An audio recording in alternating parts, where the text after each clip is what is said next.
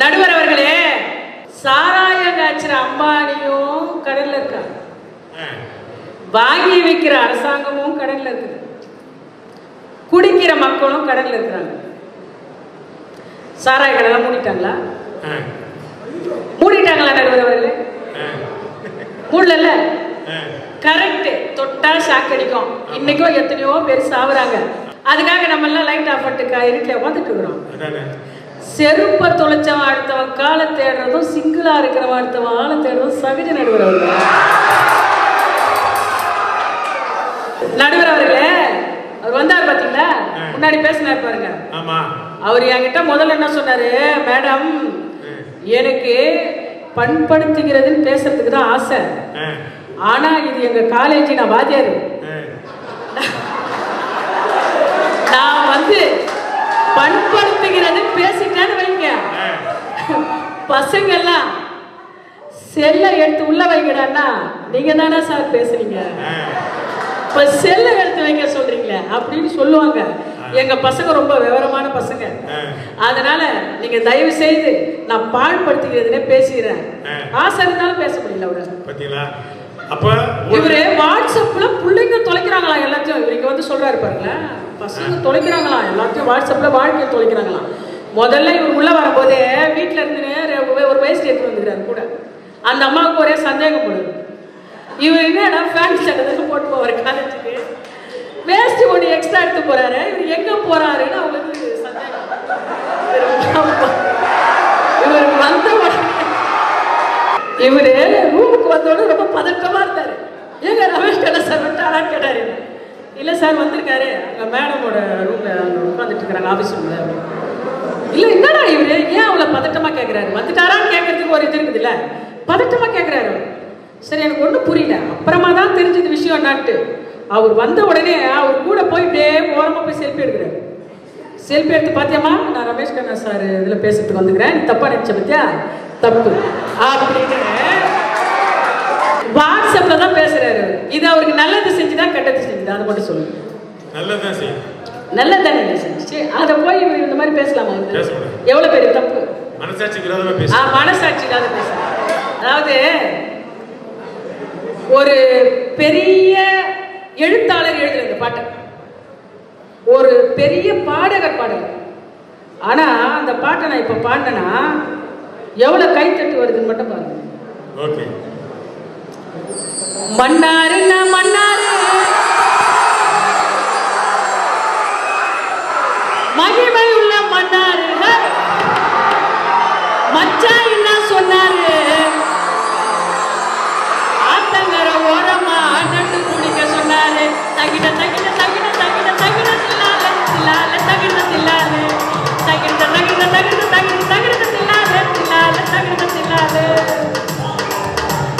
தலைகீழா நடக்காத மண்டபத்திரமா இல்ல நான் மூல குத்துருமா, தலைகீழா நடக்காத மண்டபத்திரமா இல்ல நான் வேலை குத்துருமா, தகிட தகிட தகிட தகிட தகிட தில்லால தில்லால தகிட தில்லாலே தகிட தகிட தகிட தகிட தகிட தில்லாலே தில்லால தகிட தில்லாலே. அண்ணாருக்கு அண்ணாரு இன்னாருக்கு இன்னாரு மச்சா என்ன சொன்னாரு, ஆத்தங்கர ஓரமா நட்டு குடிக்க சொன்னாரு, தகிட தகிட தகிட தகிட தகிட தில்லாலே தில்லால தகிட தில்லாலே தகிட தகிட தகிட தகிட தகிட தில்லாலே தில்லால தகிட தில்லாலே. பசங்க அப்படி ரசிக்கிறேன், மகிழ்ச்சியா இருக்குல்ல, சந்தோஷமா இருக்காங்களா? இதெல்லாம் எங்க சமூக ஊடகங்கள் கையில வச்சிருக்கு. சமூக ஊடகங்கள். ஒரு சின்ன பையன் ரொம்ப அற்புதமா ஒரு பெரிய ஆளு மாதிரி ஒரு பாட்டு பண்ணான். அந்த பாட்டு இன்னைக்கு பட்டாம்பூச்சிடி நீ பட்டாம்பூச்சிடி கொட்டாம்பூச்சிடி நீ கொட்டாம்பூச்சிடி பல பல இருக்குது பவள கண்ணாடி வந்து நில்லு மாமா முன்னாடி அழகே அழகே உன்னை மனைவியாக்கவா கணவன கைய பிடிக்கணும் கண்ணத்துல டேஷ் ஃபில் பண்ணிக்க. எப்படி இருக்குது பாட்டு? சரியே. பிரின்சிபாலு எல்லாரும் கொஞ்சம் கோபமா இருக்கிறாங்க. அதனால உங்களுக்கு தகுந்த மாதிரி ஒரு அட்வைஸ் பண்ற மாதிரி ஒரு பாட்டு கொடுக்குமா? பட்டாம்பூச்சிங்க நீங்க பட்டாம்பூச்சிங்க, படிக்க வேணுங்க, காலேஜ் முடிக்க வேணுங்க, வண்டியில கண்டபடி சுத்தக்கூடாது, அப்பா அம்மா கஷ்டத்தை கொடுக்க கூடாது, வேணாம் வேணாம் இந்த சீனே வேணாம், காலேஜ் நல்லா படிக்கணும், அரியர் இல்லாம முடிக்கணும், பட்டாம்பூச்சிங்க நீங்க பட்டாம்பூச்சிங்க. எப்படிங்க ஐயா இருக்கு? டிவியில பாடலாம் வாங்க, பேசலாம் வாங்க, நடிக்கலாம் வாங்க, இப்படின்னு நிறைய ஷோஸ் பண்றாங்க. ஆனா அந்த ஷோஸ்ல வரவங்கலாம் யார் யாருக்கெல்லாம் திறமை இருக்குதோ அவங்க படிச்சு சம்பாதிக்கிறத விட ஒரு நாள் ஒரு நைட்டு ஸ்டேஜில் நடிச்சு சம்பாதிக்கிறது அதிகமா இருக்கு. உண்டா இல்லையா சொல்லு? அந்த அளவுக்கு திறமைகளை வெளிக்கொண்டு வந்து எங்க சமூக ஊடகங்கள். ஒரு காலத்துல பாத்தீங்கன்னா 40 ஆண்டுகள் ஒரே கதாநாயகி, 40 ஆண்டுகள் ஒரே கதாநாயகி, போரு 40 ஆண்டுகள் ஒரே இசையமைப்பாளர், இதே மாதிரி தான் இங்க இருந்துச்சு. ஆனா இன்னைக்கு அப்படியா?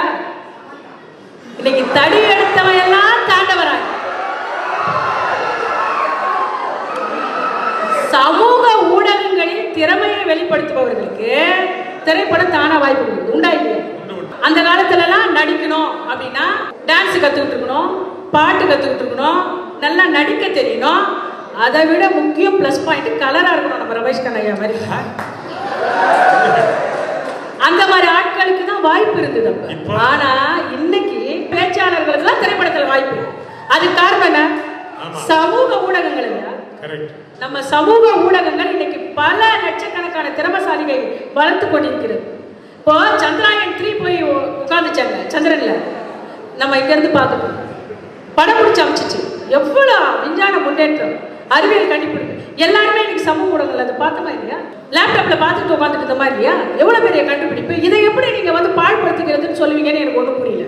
அதே மாதிரி பார்த்தீங்கன்னா உலகமே நம்ம உள்ளங்கையில் வந்துருச்சு. செல்போனு, எல்லாத்துக்கும் செல்போனு. ஐயா அங்குச்செட்டிப்பாளையத்தில் ஒரு பையன் அமெரிக்காவில் இருக்கிற ஒரு பொண்ணுக்கு ஃப்ரெண்ட் ரெக்வெஸ்ட் கொடுக்குறான். உண்டா இல்லையா?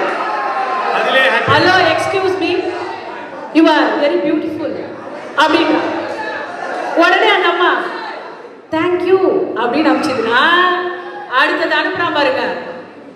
யாரும் இல்லா தனியரங்கில் ஒரு குரல் போலே எனக்குள்ளே எங்கோ இருக்கு என்னை இசைக்கிறார் இப்படிக்கு உன் இதயம். நல்லா இருக்குது பாட்டு, நல்லா இருக்குது அப்படின்னு அந்த அப்பா ஸோ வெரி பியூட்டிஃபுல் அப்படின்னு போட்டாங்கன்னா என்ன சொல்வேன் இதயத்திடம் உன்னை தினமும் தேடும் என் பேச்சு கேட்காமல் உன்னை தேடும் யாரும் இல்லா தனியரங்கில் ஒரு குரல் போலே நீ எனக்குள்ளே எங்கோ இருந்து என்னை இசைக்கிறார் இப்படிக்கு உன் இதயம். அவ்வளோதான். பிக்கப் ஆச்சுன்னா பிக்கப் பண்ணுறான் இல்லையா? பிக்கப் ஆகலையா ட்ராப் பண்ணிட்டு அடுத்தது போ. இதுதான் சமூக ஊடகங்கள். இன்னைக்கு இது வளர்ச்சியா இல்லையா சொல்லுங்க பார்ப்போம். அதாவது கொரோனான்னு ஒரு வியாதி வந்துச்சு. பள்ளிக்கூடம் போக முடியல, கல்லூரிக்கு போக முடியல, படிக்க முடியல. ஆனா பள்ளிக்கூடங்களாக செயல்பட்டது செல்போன். ஒத்துக்கிறீங்களா? பள்ளிக்கூடங்களாக செயல்பட்டது செல்போன். பள்ளிக்கூடம் போகாம, படமும் படிக்காம, பரீட்சையும் எழுதாம நாங்க பாஸ் ஆக வேணும் பிள்ளையார. அதுக்கு உனக்கு எத்தனை தேங்காய் வேணும், அதுக்கு உனக்கு எத்தனை தேங்காய் வேணும். லஞ்சம் கேட்டோம், நடந்துச்சா இல்லையா? கொரோனா பாஸ் போட்டாங்களா இல்லையா? இப்போ எத்தனை பேர் நீங்க வந்திருக்கீங்க? கொரோனா எவ்வளவு பேர் கை தூக்குறாங்க பாருங்க, எல்லாம் கொரோனா பாஸ். இன்னைக்கு நம்ம பையன் ஒரு 4க்கு 4 ரூம்ல உட்காந்துக்கிட்டு செல்போனை எடுத்துக்கிட்டு அமெரிக்கான்னு போட்டா அமெரிக்காவின் நுழைவாயிலில் இருந்து எண்டு வரைக்கும் என்ன இருக்கோ எல்லாமே வருது. அப்ப இந்த அளவுக்கு அறிவுபூர்வமான ஒரு விஷயங்களை சமூக ஊடகங்கள் பண்ணிட்டு இருக்கும்போது மனசாட்சியே இல்லாம இங்க வந்து பாழ்படுத்திக்கிறேன்னு, அதுவும் வாதியார் பேசலாமா? நான் பேசுறத விட பரவாயில்ல, வாதியார் பேசலாமா? நம்ம எடுத்துக்கங்க, நமக்குள் ஒரே ஒரு மட்டுமா நம்ம மனசுக்குள்ள இருக்கிறோம். கெட்டதும் இருக்கு, நல்லதும் இருக்கு. நம்ம என்ன பண்ணணும்? நல்லதை எடுத்துக்கிட்டு கெட்டதை விட்டுறணும். அதை விட்டுட்டு அது கெட்டது வேணாம், அது கெட்டது வேணாம், அது கெட்டது வேணாம்னா எப்படி கையாளுது? சமூக ஊடகங்கள் இன்றைய இளைஞர்களை பண்படுத்துகிறது தான். பாழ்படுத்துகிறதுன்னு சொன்னா என்னால் ஒத்துக்கவே முடியாது. எந்த ஒரு விஷயமா இருந்தாலும் நல்லதை எடுத்துக்கொண்டு தவறை விட்டுவிடணும். அதுதான் மனித தன்மை. மிருகங்களுக்கும் பறவைகளுக்கும் நமக்கும் என்ன வித்தியாசம் இருக்கு?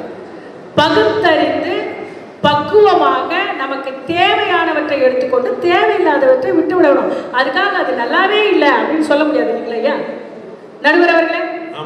சொல்ல முடியாதுல்ல ஒரு விஷயம். இப்ப ரமேஷ் கண்ணா சார், அவர் நல்லவர், அழகா இருக்காரு, கலரா இருக்கிறாரு, நடிக்கிறாரு, டைரக்டர், ஓகே. அவருக்குள்ளார ஒரு கெட்ட குணம் இருக்கு. அவருக்குள்ள ஒரு கெட்ட குணம் இருக்கு. ஏமா அது பப்ளிக்கா சொல்றேன்? இல்லைங்கய்யா, உதாரணத்துக்கு சொல்றேன். உதாரணத்துக்கு கூட கெட்ட, உதாரணத்துக்கு கூட கெட்டவனா சொல்லணுமா? உதாரணத்துக்கு சொல்றேன். சரி சொல்லுங்க. கெட்ட குணாதிசயம் இருக்கு அப்படின்னா அவர் மொத்தமா கெட்டவர் நம்ம சொல்ல முடியாதுல்ல. கொஞ்சம் அவர்கிட்ட இந்த மாதிரி ஒரு, அவர் நல்லவர், வல்லவர், நடிகர், எல்லாம் உள்ளவர். ஆனா அவர்கிட்ட ஒரு சின்ன இந்த ஒரு கெட்ட குணம் இருக்கு. அதுக்காக அவர்கிட்ட நம்ம பழகாம இருக்க முடியாது. உண்டா இல்லையா? அந்த மாதிரிதான் இந்த சமூக ஊடகம். ஆக மனிதர்களை பக்குவப்படுத்தி நல்வழிப்படுத்தி சிறப்பாக செயல்பட வைப்பது, அறிவுபூர்வமாக செயல்பட வைப்பது, உலக நடப்பையெல்லாம் தெரிந்து கொள்ள வைப்பது எங்களுடைய சமூக ஊடகங்களே. அது மனிதர்களை பண்படுத்துகிறது, ஒரு காலமும் அது பாழ்படுத்தாது என்று கூறி வாய்ப்புக்கு நன்றி கூறி விடைபெறுகிறேன். நன்றி வணக்கம்.